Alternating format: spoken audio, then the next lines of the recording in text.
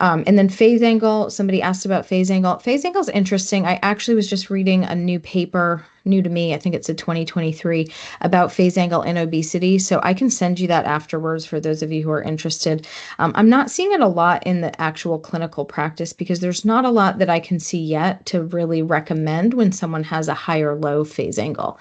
But what phase angle means, it has to do with that image I showed you earlier on with that alternating current. When you're sending that through a cell, a nice, healthy, intact, good cell membrane, it's going to take a little while to go through. And so there's going to be a delay between the voltage and the current of that current. And the space between the two, the measurement is that phase angle. And so a larger phase angle is going to be a larger time it took to go through the cell, and a higher phase angle is going to show you a healthier, better cell membrane, or like healthier cellularity, they would say.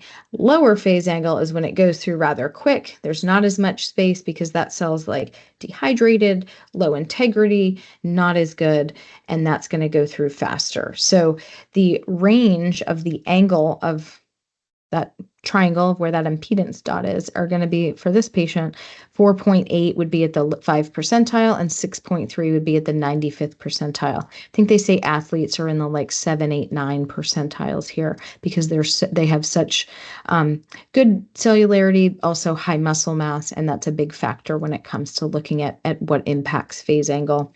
So this person had a 0. That's pretty low, and that would be someone you actually would be kind of worried about.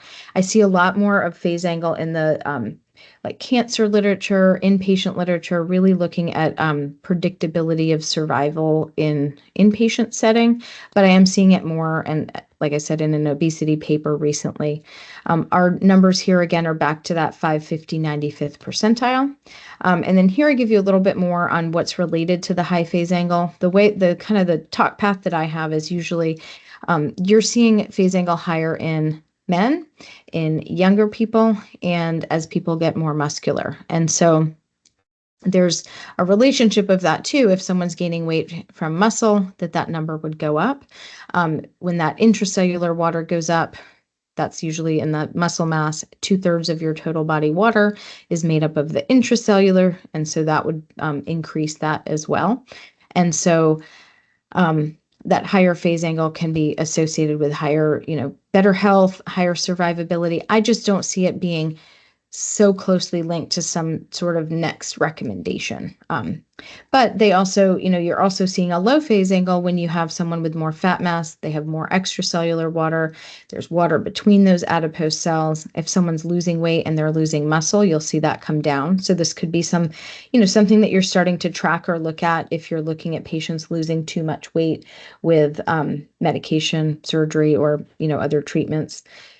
Also, when the extracellular water is higher, because people have extra water on them, in that extracellular space, whether it's from menstruation, chronic disease, inflammation, or just really the state of obesity, that extracellular being high will make that phase angle be low.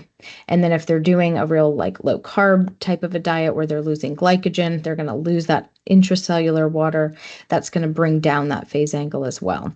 So it's a little bit tricky. There's also an interesting relationship with obesity, like up to BMI of 30, the higher phase angle is associated with higher BMI, and then it flips after BMI of 30. So I would just say for this one, like in your usual patient population, it's probably not going to change your counseling very much, but it might be one to start paying attention to. And in some of your other patients, that might be something that you start to look at.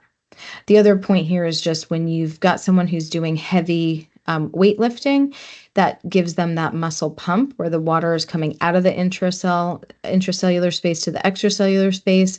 That can almost confuse this to think that increased extracellular water is decreasing phase angle. And so that would be just another reminder that you don't want to measure someone's body comp on the day that they're doing a heavy strength training.